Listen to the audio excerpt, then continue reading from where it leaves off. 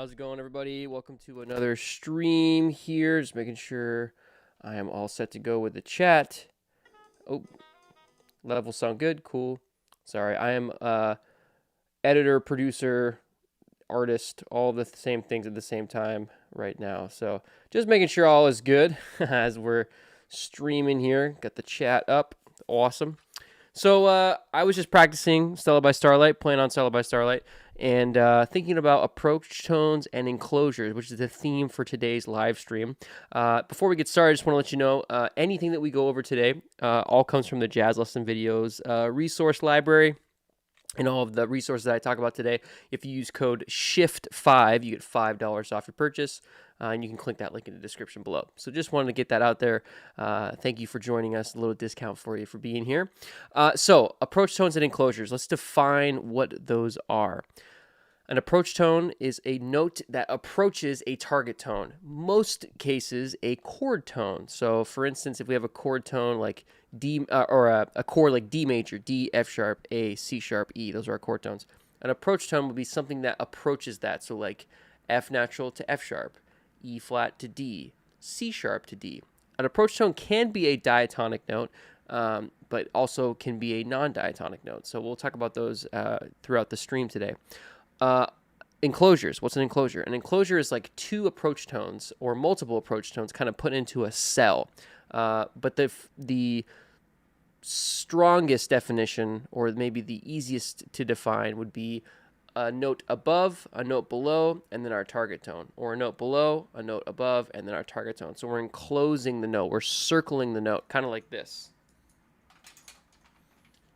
So like B flat, A, ba, ba, da. Also, I should mention, if you're here in the stream watching, feel free to ask questions in the chat. Love to keep this an open conversation as we're practicing approach tones and enclosures. So, a couple different ways that we're going to practice them today. A lot of them are, or a lot of my streams are in kind of a three-step process, right? Learning what a concept is, putting it into a scale exercise or something that we're putting through different parts of our horn, our instrument, all the key centers, a phrase, something that's musical that can be applied, and then application to a song. So those are my three big ways of practicing, big blocks of information. So for approach tones and enclosures, we can practice these together a little bit, but also good to think about them separately. So if I think about an approach tone, like what I was saying before, usually half step and then target tone, half step and then target tone, the most common form of approach tones, right? So if I think about a major scale, let's go to D major. If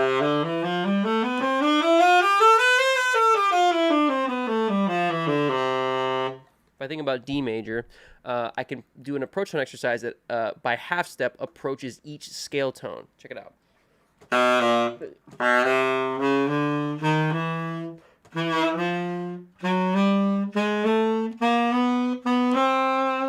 That'd be approaching each by half step, right, below. Now you'll notice sometimes we have a diatonic note that is a half step below because our major scale is built in half steps and whole steps, right? So the 7th and the root, major 7 and the root, and the 3rd and 4th degree are half steps away. So what I like to do to mitigate this is to come from a half step above in those instances like this. So that would be C sharp to D, right? But instead, do a non-scale tone, E flat to D.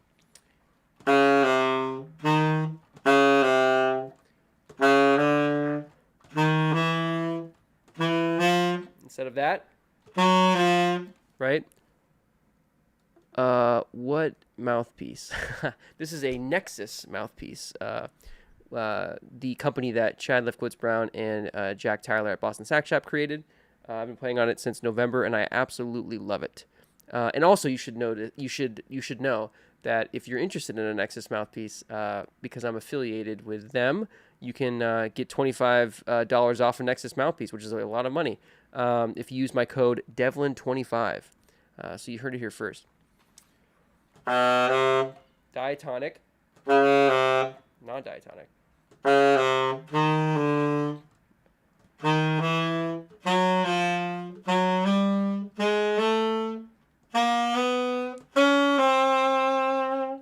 So I'm approaching each one of my scale tones of D major with a non-diatonic approach tone, a half-step relationship, either above or below. That's not in my scale. That's one way to do that. Do that in all 12 keys is great.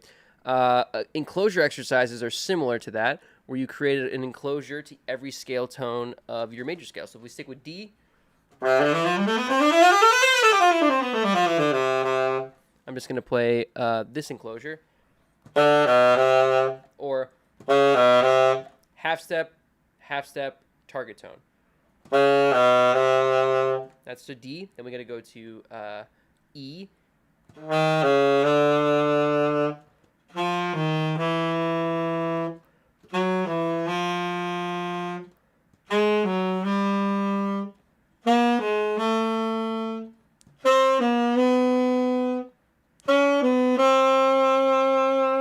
Right? So I'm just doing that with all my scale tones of D major. You can do the same thing when you use your arpeggios or scale tones.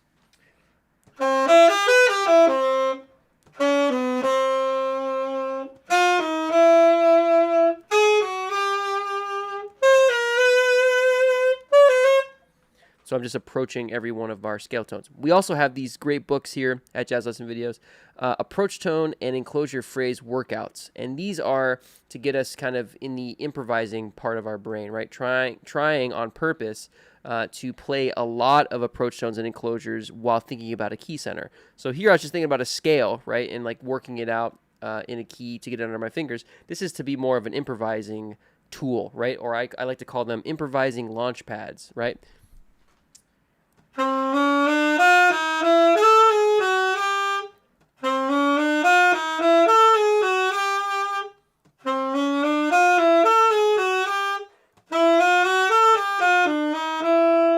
So we're targeting a scale tone, right, at the end of our phrase, and then everything else is an enclosure or approach tone. So we start on the root, D sharp, E, G, F sharp, a 3-note enclosure phrase. B natural, B flat, A flat or G sharp, A, another enclosure phrase. Getting to the 5th, and then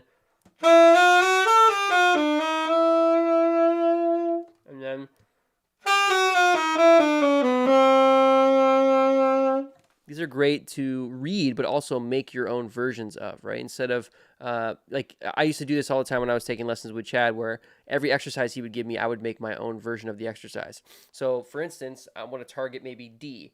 I'll do my own enclosure phrases for a bar and then resolve to D.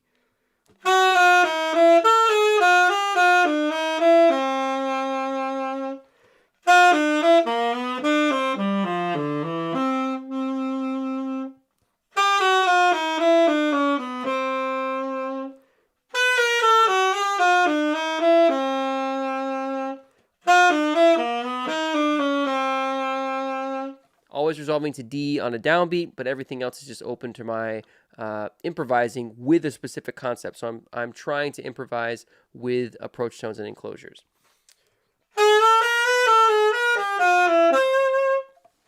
Did you make these phrases yourself? So the ones that I just improvised, yes, but these are from our book, approach note and enclosure phrase workouts, 60 phrases in all 12 keys for you. So this is one of our resources at Jazz Lesson Videos.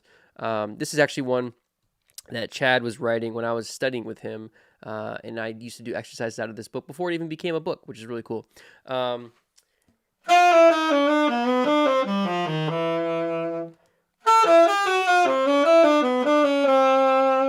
And these are ones that you can put directly into a improvised phrase. What's up, Nathan? The man, the myth, the legend, Saxologic himself. Okay, bro, I'm actually going to play a chorus or two for you. This is me playing over Cellar by Starlight while thinking about approach notes and enclosures. This is for Nathan.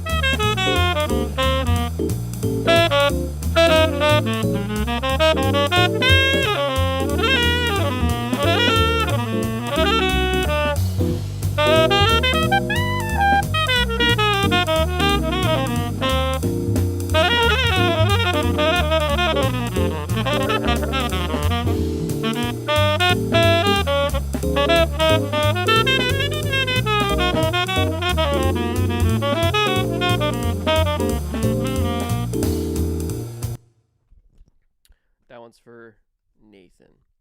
Yes, iReal Pro. iReal Pro is the app. Oh no, dude. You ever just accidentally put your microphone on the wrong way? Let me turn this up a little bit. Yeah. Yeah, we use iReal Pro for most of our stuff here.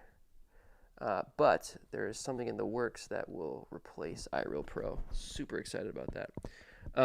Okay, let me get this back on here. Yes, sir. Oh, dude, this sucks. Okay. Thanks, man. Hope to see you soon, Nathan. Miss you, bro. Hope the tour was great, too. Thanks for popping in. Yeah, so when I'm playing these exercises, I'm trying to be, sort of trying to kind of handcuff myself to thinking more in this way of approach tones and enclosures. And what I like to do is to take a resource like we have here and find a similar key center. So here we have F major, we have F major right here, and just loop a section and on purpose play these enclosure phrases when the backing track is going, right? So I will play when we get to F major. Check it out.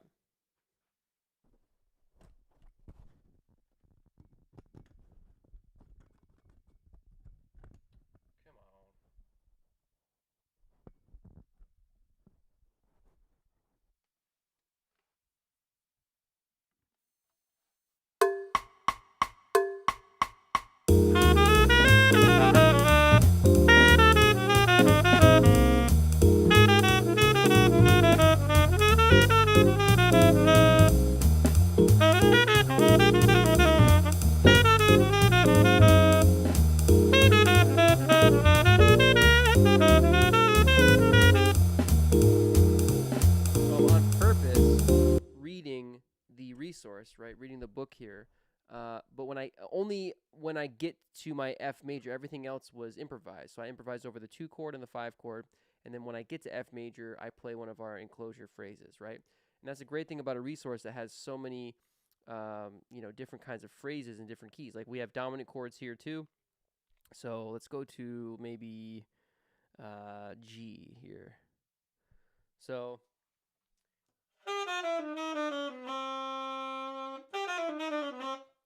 for that, I'm going to play, when we get to this chord, I'll play that enclosure phrase. Everything else will be improvised.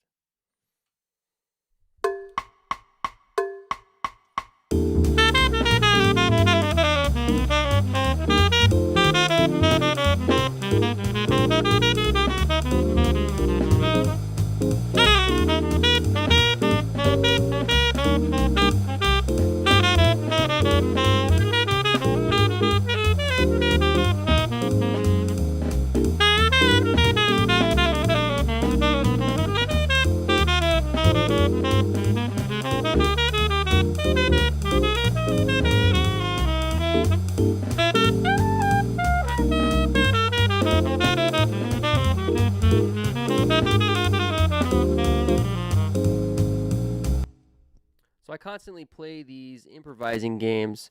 There's a slight delay from the backing track and you're playing. Not sure if using a loudspeaker or setting would be better. Oh, thanks, bro. Appreciate that. Yeah, you know what? This happened last time I used headphones, so maybe I need to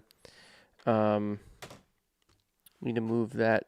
Maybe I'll try and go to not headphones.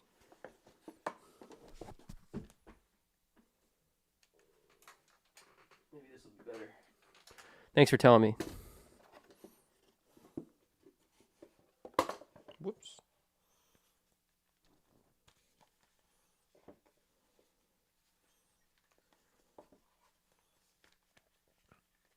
Sorry, I'm still learning all these ways of streaming and whatnot.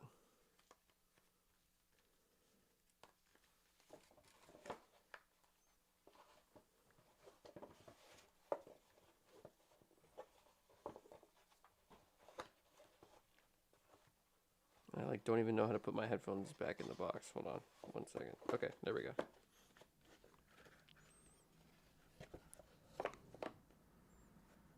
Yeah. You real pro. Okay, let's try this again. So I'm going to do the same thing that I just did where I'm playing this G7 shape over G7 here, but everything else is improvising. So I'm trying to target this phrase.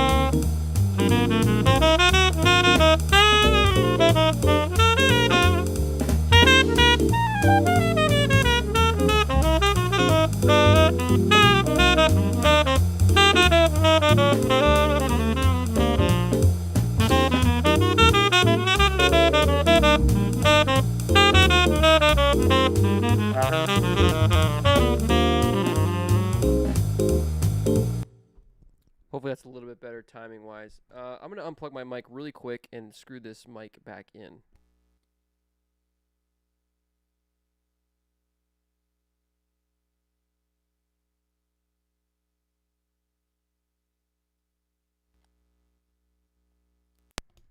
All right, hopefully that's back and going. Cool. So yeah, the goal with these is to try and target certain phrases that you can improvise with like immediately into a tune. And then you start stacking these. You get better at, oh, it's perfect. Good. Thanks for the heads up, Nathan and everybody. So the goal is to be able to, kind of improvise along with iReal Pro or any software, kind of in the style of these approach note and enclosures, right? So I use iOS, but I want to install on my Windows PC. Can I use the same license? I think so. I think you should be able to. You have to check on the iReal Pro website.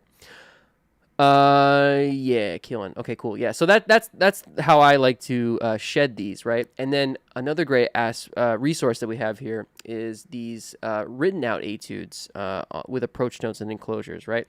So these are perfectly written out versions of targeting notes by half step. What I was talking about at the beginning, with approach tones being something that is going to target a chord tone. So I'll just play a little bit of this for you. It's going to be a little hard for me to hear the backing track, but I'll try my best here.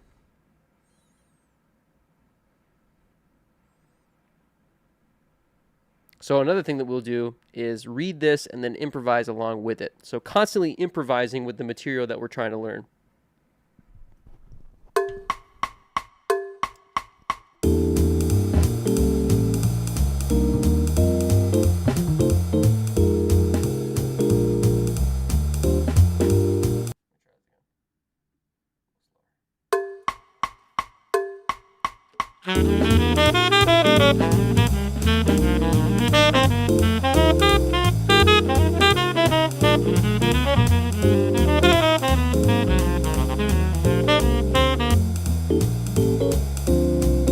So just taking those first 9 bars, right, and reading them specifically, right, and as far as like what the etude says, and then I like to go back and forth trading with myself or using these as like little launch pad ideas. So like for instance,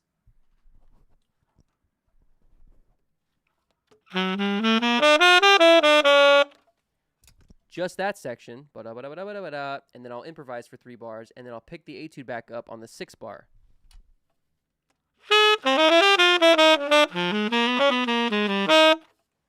And then improvise again, right? So I kind of like trade with the etude a little bit, but using these as launch pads into approach note style improvising.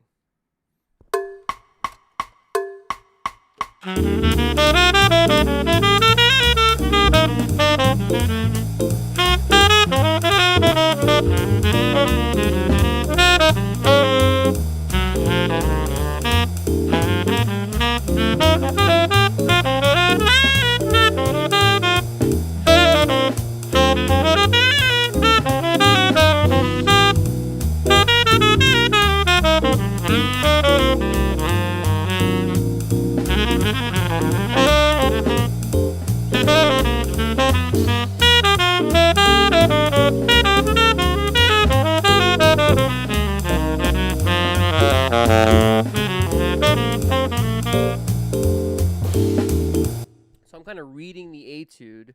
I'm reading the etude as I go along through the form, right? And then I'm improvising off of this. And this is something that I did a ton when I was in undergrad, where I would get a lot of information from teachers like Chad or Jerry Bergonzi when I was studying with him. And I was kind of overwhelmed in how to work on things. And the best way I could kind of try and capture all this information was to play the etude a bunch or play the concept a bunch, but still be able to improvise with it and around it, right? So, I mean, I would focus on, a line from here, even on the C chord.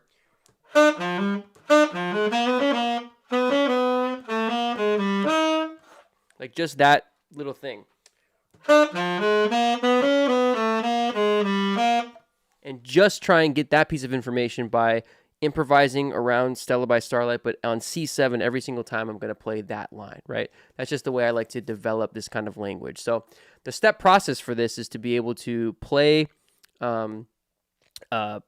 these approach tones and enclosures in your scale patterns, like we talked about at the beginning.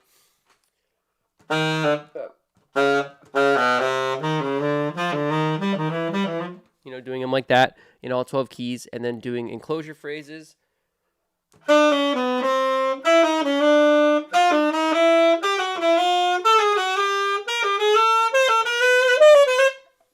Feeling comfortable with that, and then going to phrases like we have here.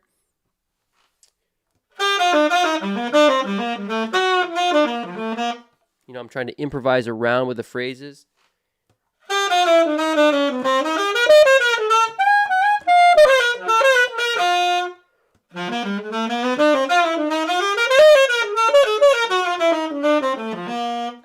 And the cool thing to do with these dominant scales, at least, like these dominant chord phrases, is to then resolve to a major chord. So if G is our 5 chord, our dominant 7/5 chord, C major is going to be our 1, right?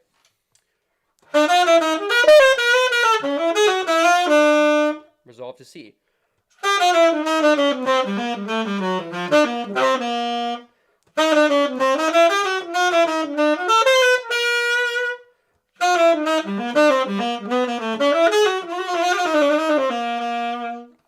Another cool thing about approach tones and enclosures is that you can use these to play outside as well. Like I could play an approach note to an out note or an enclosure to an out note to then push me into a different direction of improvising. For instance, if I do it, I'll just play through Stella again, and I'll overemphasize when I land on a non-scale tone or an out note, like a sharp 11 or a flat 9, and I can enclose or target those too when I want to get that certain sound. Check it out.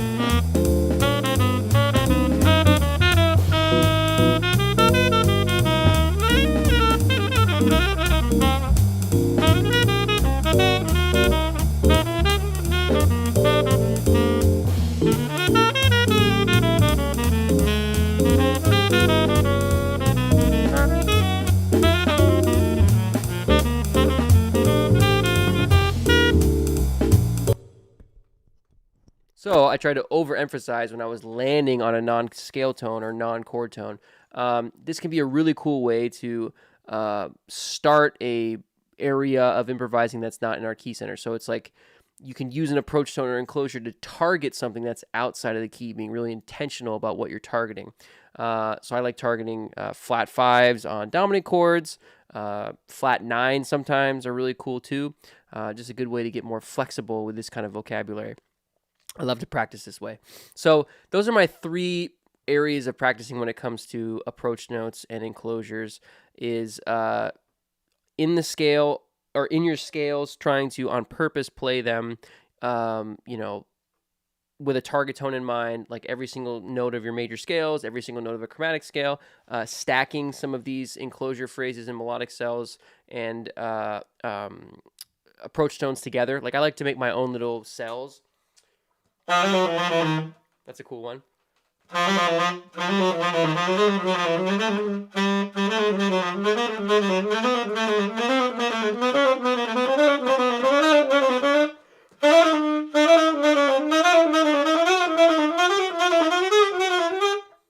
Practice that one on all 12 keys in different cycles.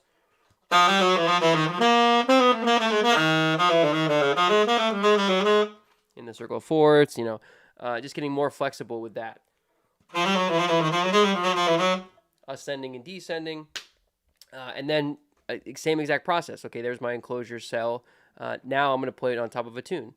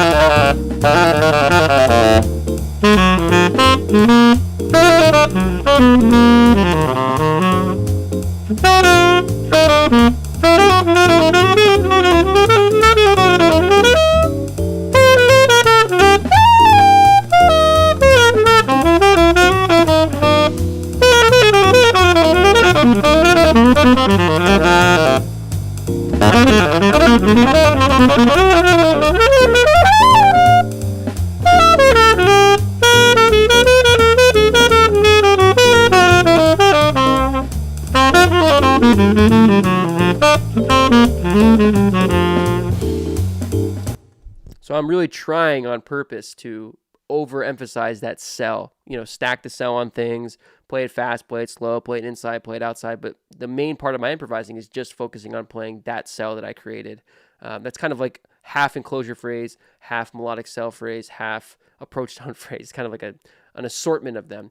And I get it from these ideas that we have, from these resources, like the approach tone enclosure phrase workouts and the 20 approach tone etudes. And for those of you that are just joining us here today, if you click the link in the description below of the video here, the stream here, and use code SHIFT5, you can get $5 off your purchase of any of these etude books or phrase books that I was talking about today. So that's really cool. The last part of this is to transcribe other people's, enclosure phrases. I've gotten so many from so many different kinds of people and different kinds of players, right? A lot of them come from these books that Chad was writing when I was taking lessons with him. They were kind of like the foundation of this kind of improvising for me. But, so many phrases like Coltrane. The bottom part of that phrase. That's an enclosure phrase.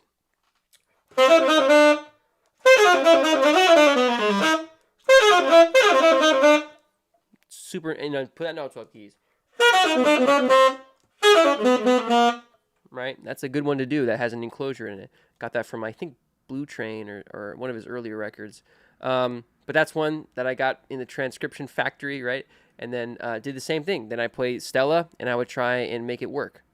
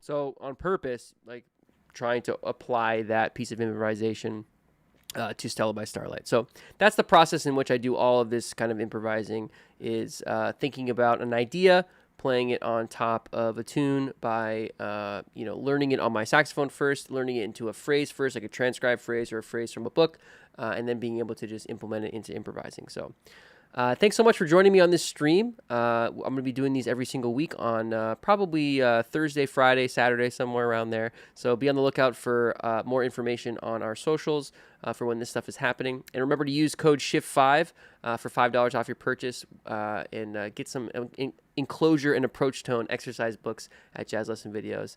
Just a reminder, approach tone and enclosure phrase workouts was the one we looked at, and 20 approach note etudes, all by Chad Lefkowitz-Brown. And use code SHIFT5 for $5 off your purchase. Good to see you all here. Happy practicing, and I'll see you on the next stream.